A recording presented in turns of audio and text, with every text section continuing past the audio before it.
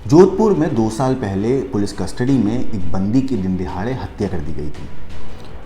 इस हत्या को अंजाम देने वाला और कोई नहीं बल्कि 5 साल पहले पैरोल पर बाहर आकर फरार चल रहा एक शातिर अपराधी था जिसका नाम था अजयपाल सिंह। अजयपाल सिंह की तलाश पुलिस काफ़ी वक्त से कर रही थी, मगर पुलिस उस तक पहुंचती ही उससे पहले वो अपना ठिकाना बदल दिया करता था। मगर सोमवार 22 मई की रात इस शातिर अपराधी को पुलिस ने सूरत गुजरात से पकड़ा। करीब 6 महीने तक पूरा ट्रेस किया, जाल बिछाया, तब जाके इस शातिर अपराधी पुलिस की गिरफ्त में आया। इस शातिर हिस्ट्री शीटर को पकड़ने के लिए पुलिस ने सबसे बड़ी जो पुलिस को मदद मिली वो मिली इस हिस्ट्री शीटर की पत्नी की सलवार की सिलाई में छिपे हुए एक राज से। जब वो राज पुलिस को पता चला तो पुलिस भी हैरान थी। दिन दिहाड़े हत्या करने वाला और 1 लाख का इनामी बदमाश पुलिस से बचने के लिए खाना बदोश बन गया था। ये अलग अलग जगह छुप रहा था। एक वक्त कहते हैं ऐसा भी आया कि इसके पास खाने तक के पैसे नहीं थे। इसको पकड़ने के लिए 6 महीने पहले पुलिस ने सबसे पहले सूरत से इसकी पत्नी को लेकर आई और उसके बाद उसकी पत्नी को जोधपुर में इसके अजयपाल का जो घर है वहीं पर उसे छोड़ दिया और इस पर नज़र रखने लगे। इस बीच कई बार ऐसा हुआ कि ये अपने घर से फरार हो गए। अचानक पुलिस को पता चला कि ये गायब है, अपने घर पर ही नहीं है।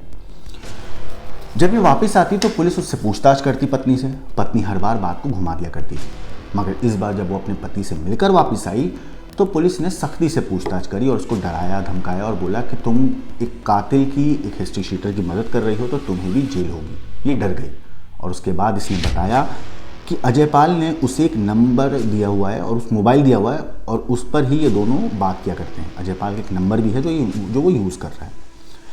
इन नंबर को किसी को इस नंबर के बारे में पता ना चले, इसलिए वो अपनी सलवार की सिलाई में इस नंबर को छिपा कर रखती है। पुलिस ने जब उसकी तलाशी ली तो एक नंबर और पासवर्ड मिला। ये पासवर्ड अजयपाल की मेल आईडी का था, जिसके ज़रिए एक मोबाइल ऐप पर ये दोनों बात किया करते थे हर रात रोज़। अजयपाल की पत्नी ने पूछताछ में बताया कि रोज़ाना रात में अजयपाल से वो बात करती थी। अजयपाल ने उसे मोबाइल भी दे रखा था जो वो जानवरों के बाड़े में छिपा कर रखती थी उनके मलमूत्र के बीच में, ताकि किसी को इस बात की भनक ना लगे कि हर रोज़ रात में वो अपने पति से बात किया करती है। इस पूरे मामले पर पुलिस का कहना है, मीडिया रिपोर्ट्स में ऐसा कहा गया है कि अजयपाल को पकड़ने के लिए सबसे पहले पुलिस ने उसके नेटवर्क को तोड़ा। इस दौरान उसका सहयोग करने वाले करीब 30 साथियों को गिरफ्तार किया गया। ये वो लोग थे जो अजयपाल की फरारी में मदद कर रहे थे आर्थिक तौर पर। जब अजयपाल का नेटवर्क टूटा तो उसके पास पैसे नहीं बचे। जब पैसे नहीं तो सर नहीं छुपाने की जगह खाने पीने के भी एकदम लाले पड़ गए। 2 वक्त की रोटी तक नहीं मिल रही थी। एक वक्त ऐसा आया कि अजयपाल को चाय की दुकान पर बर्तन धोने का काम करना पड़ा पुणे शहर में। वहाँ पे पूरे दिन ये बर्तन धोता चाय की दुकान पे और जो पैसे मिलते उससे 2 वक्त की रोटी खाता और अपना सिर छिपाता।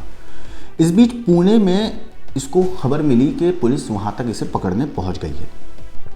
ये फौरन अपना हुलिया बदलता है और वहाँ से फरार हो जाता है।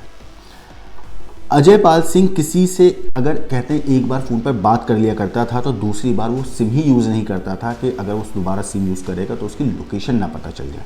इस वजह से वो अक्सर अपनी सिम भी बदल लिया करता था।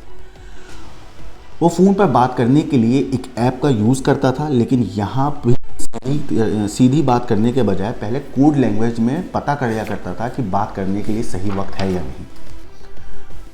वो कोड लैंग्वेज में मैसेज पहले करता था, इसके बाद वो बात करता था। वो क्या करता था, पहले एक सिंगल डॉट भेजता था जिसका मतलब होता था कि सब ठीक है या नहीं। अगर सामने वाला एक सिंगल डॉट का ही रिप्लाई एक सिंगल डॉट में करता था तो इसका मतलब होता था कि अब सब कुछ सामान्य है, बात कर सकते हैं।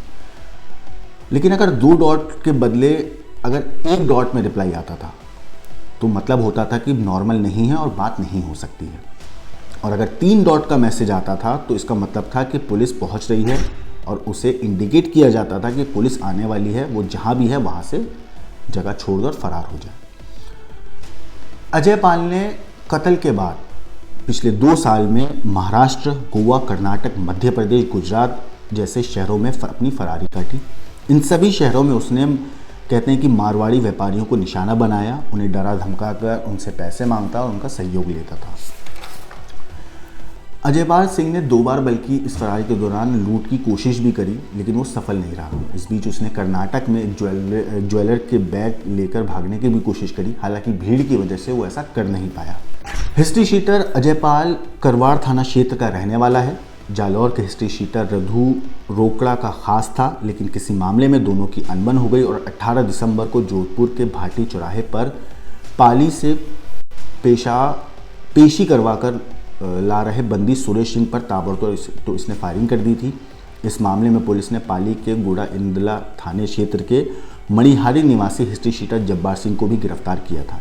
वहीं 2 महीने पहले भी जोधपुर पुलिस ने हिस्ट्री शीटर जब्बार सिंह के फार्म हाउस पर छापेमारी की थी, लेकिन इस दौरान वो वहां से फरार हो गया था।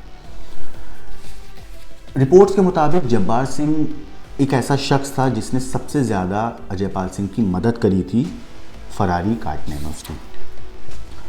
वैसे आपको बताऊं कि 2014 में महामंदिर थाना क्षेत्र में हत्या का मुकदमा अजयपाल सिंह पर सबसे पहले दर्ज हुआ था। इसके बाद SC एक्ट में मर्डर और में इसको आजीवन कारावास की सज़ा सुनाई गई थी। इसमें वो जेल में सज़ा काट रहा था, मगर 2019 में वो पेरोल पर बाहर आया और फरार हो गया। लूट के पैसों के बंटवारे के विवाद में जालौर में इसने महेंद्र नाम के शख्स की भी हत्या की थी। ये शातिर शायद पकड़ा नहीं जाता अगर इसकी बीवी से पुलिस को ये राज नहीं पता चलता कि वो डॉट के ज़रिए मैसेज भेजता है, एक ऐप के ज़रिए मैसेज भेजता है और डॉट के कोड लैंग्वेज में वो बात किया करता है। इसकी बीवी की सलवार की सिलाई में अगर छुपा हुआ वो पासवर्ड और मोबाइल का नंबर नहीं पता चलता तो शायद ये अपराधी आज भी पुलिस की गिरफ्त से बाहर होता। मगर अपराध करने के बाद खाने पीने से लेके सर पे छत तक इसके उजड़ गई थी। इस शातिर हिस्ट्री शीटर के बारे में आपका क्या कहना है, आपका क्या सोचना है, कमेंट करके ज़रूर बताएं। बाकी देश और दुनिया की क्राइम की खबरों के लिए देखते रहिए क्राइम तक।